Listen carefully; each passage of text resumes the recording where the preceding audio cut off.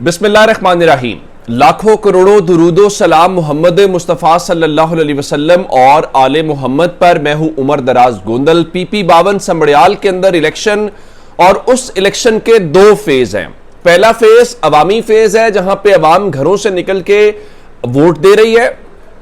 दूसरा फेज वो है जो RO ऑफिस के बाहर आपने इस वक्त कंटेनर्स खड़े किए हुए हैं और पुलिस की गाड़ियों की एक बहुत बड़ी तादाद है। जाहिर है उसका खास मकसद है, मैसेज दिया जाना बहुत जरूरी है। अब वहां पे क्या ग्राउंड पे एक दाद PTI की बनती है कि आलिया हमजा खुद भी मौजूद हैं, पूरे पंजाब से टिकट होल्डर्स की जिम्मेदारियां लगाई हैं। खवातीन मैंने देखा कि कौसर परवीन से बासमा, रियाज और दीगर तमाम खवातीन मुख्तलिफ इलाकों से वहां पे पहुंची हुई हैं। जब आलिया हमजा खुद पहुंची हुई हैं उसके बाद वहां पे टिकट होल्डर्स या MPs हमने देखे हैं। आज एक जगह के ऊपर जो मुख्तलिफ चीजें रिपोर्ट हो रही थी और क्या कहते हैं कि हो क्या रहा था, उसके ऊपर जो सबसे बेहतरीन तबसरा था वो इनके हाफिज फरत अब्बास ने किया और उनका तहरीक इंसाफ का मुकाबला नून लीग से नहीं है, तहरीक इंसाफ का मुकाबला धांधली से है। अब मैं जरा अवामी राय या क्या ग्राउंड रिपोर्ट से बताने से पहले फवाद चौधरी साहब का ट्वीट आपके सामने रखता हूं।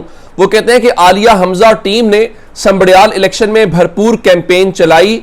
फरूख निशात घुम्मन ने तमाम ग्रुपों को यकजा करके जिस तरह इलेक्शन लड़ा उस पर मुबारकबाद। जिस शख्स से भी समड़ियाल में बात हुई उसका कहना था कि इलेक्शन तहरीक इंसाफ के लिए यकतरफा है, हुकूमत हिम्मत करे और फॉर्म 45 के मुताबिक नतीजा दे। अब ये बात ठीक है, जो कैंपेन या जिस तरह से PTI ने एज ए पार्टी यहां पे अभी तक किया है, मैं कैंपेन और इलेक्शन स्कीम की बात कर रहा हूं। आगे अगली सूरत हाल के मुतालिक भी आपको बताते हैं कि पोलिंग स्टेशंस के अंदर क्या हो रहा है और वहां पे लोग क्या बता रहे हैं।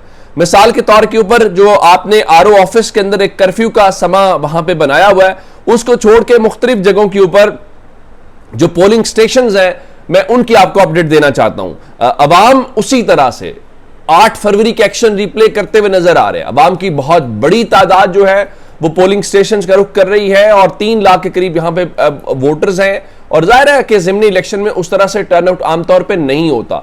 अगर 60% या 50% तक भी टर्नआउट रहा और तहरीक इंसाफ जिस तरह से अपने वोटर्स को मोबिलाइज कर रही है तो रिजल्ट उस तरह से हो सकता है जो सर्वेस बता रहे हैं या जो एक्सपर्ट्स बता रहे हैं। लेकिन फिर वो जो फॉर्म 47 वाले हैं वो क्या तैयारी कर रहे हैं वो भी आपको बताया जाना जरूरी है।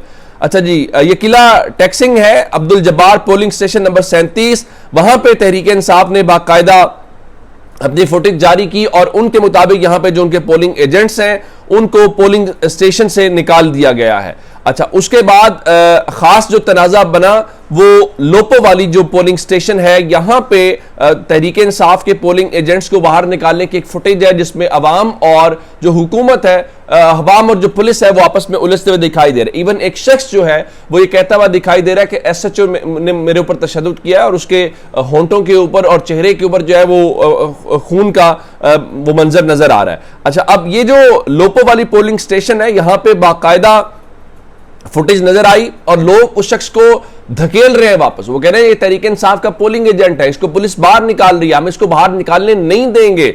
और फिर थोड़ी देर के बाद जो शौकत बसरा है वो इस लोपो वाली पोलिंग स्टेशन के ऊपर पहुंचे और वहां पे उनके मुताबिक जो पुलिस है वो अब दरवाजा बंद है और अंदर पोलिंग जारी है। ये तहरीक इंसाफ का जो इल्जाम है वो है। अच्छा, उसके बाद जो उमर डार है उन्होंने खुद कहा, उन्होंने पुलिस तशद्दुद की तस्दीक की और उनके मुताबिक नून लीग के लोग जो हैं वो पुलिस के डालों में पोलिंग स्टेशन के अंदर जा रहे हैं और उन्होंने गुंडागर्दी का लफ्ज इस्तेमाल किया। एक जगह के ऊपर यह सूरत हाल थी कि इस लोपो वाली के अलावा भी वहां पे एक कारकुन जो है वो बताते हुए दिखाई दिए कि कुछ अहलकार मुबैना तौर पे यूनिफॉर्म्स के अंदर थे, वो गए तो उनकी वो पोलिंग आया वो बैलेट्स थे या क्या था, उनके मुताबिक वो पर्चियां उनकी जेबों में थी। जब वो वापस आए तो उनकी जेबों में कुछ ऐसा नजर नहीं आ रहा था। अच्छा, अब इससे हट के ये मैंने आपको लोपो वाली पोलिंग स्टेशन की बात बताई है, उससे हट के जो फजलपुरा का पोलिंग स्टेशन है वहां पे भी तहरीक इंसाफ के जो एजेंट्स हैं उनको बाहर निकालने की शिकायत मौसूल हुई है। और उसके अलावा कुछ और जगहों की अगर बात करें तो जो बम्बा वाला पोलिंग स्टेशन है वहां पे भी बताया गया है कि ताले लगा के पोलिंग जो है वो अंदर हो रही है।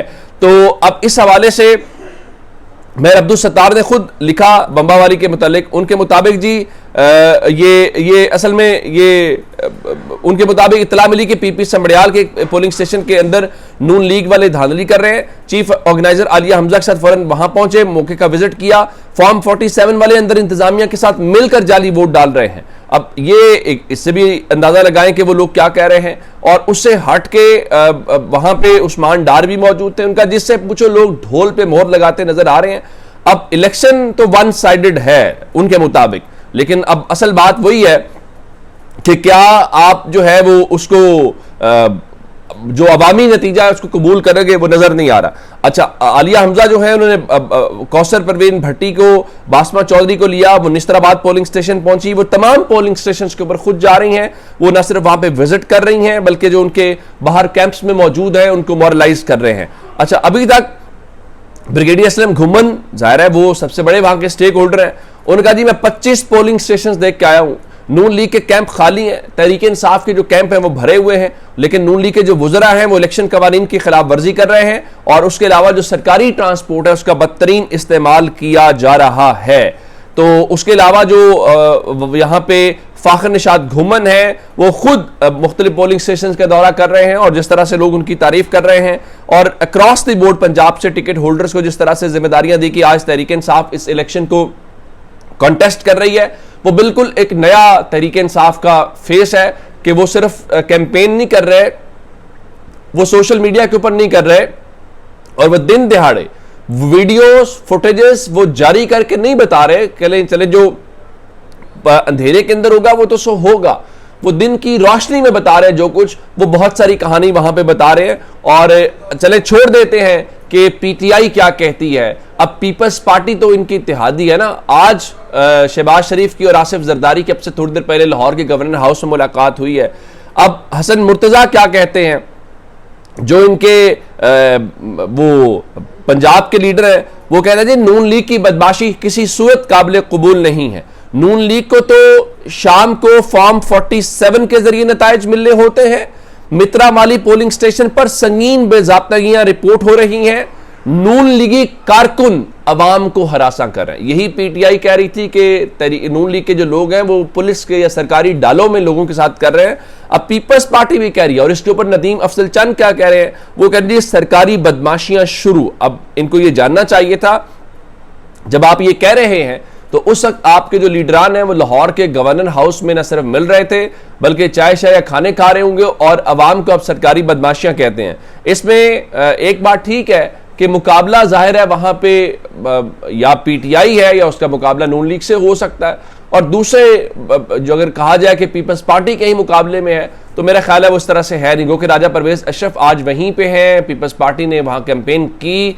लेकिन असल बात यह है कि वो जो मोमेंटम है या जो जिसको कहना चाहिए पॉपुलर वोट है वो शायद पाकिस्तान पीपल्स पार्टी पंजाब में बिल्ड नहीं कर पा रही। जब आप पंजाब की गवर्नरियां और आपके वोटों से मरियम नवाज की और शहबाज शरीफ की हुकूमतें हों और पंजाब के जो किसान हैं उनकी गंदम का ये हाल हो और पंजाब में लोगों की डॉक्टर्स की नौकरियों के साथ बाकी सबके साथ हो, तो आप ये समझते हैं कि आपको जो है वो वहां पे चीजें हों, तो ऐसा हो नहीं सकता कि लोगों को समझ ना हो। तो लोगों को पता है कि पाकिस्तान पीपल्स पार्टी और जो मुस्लिम लीग नून है वो एक ही सिक्के के दो रुख हैं और वो दोनों इत्तेहादी हैं। तो जो उनके तासुरात मरियम नवाज गवर्नमेंट के बारे में हैं, शहबाज शरीफ गवर्नमेंट के बारे में हैं या नून लीग के बारे में है, उनके वही कमोबेश तासुरात जो हैं वो पाकिस्तान पीपल्स पार्टी के बारे में भी हैं। तो अपना बहुत सारा ख्याल रखिएगा। खुदा हाफिज।